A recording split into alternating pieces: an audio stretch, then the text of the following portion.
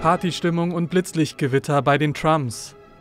Das amerikanische Präsidentenpaar richtete am Mittwoch eine Silvestergala in seinem Privatwesen Mar-a-Lago im US-Bundesstaat Florida aus.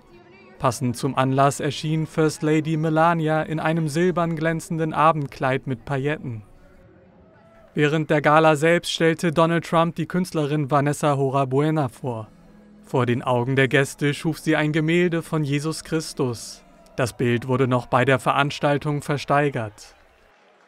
Trump eröffnete mit einem Gebot von $100.000. Der Preis schoss schließlich in die Höhe. Am Ende fiel der Hammer bei $2,75 Millionen. Donald und Melania Trump haben bereits die Weihnachtstage in Mar-a-Lago verbracht. Dort empfing der US-Präsident auch den ukrainischen Staatschef Volodymyr Zelensky. Die beiden berieten sich dabei über einen möglichen Friedensplan für die Ukraine.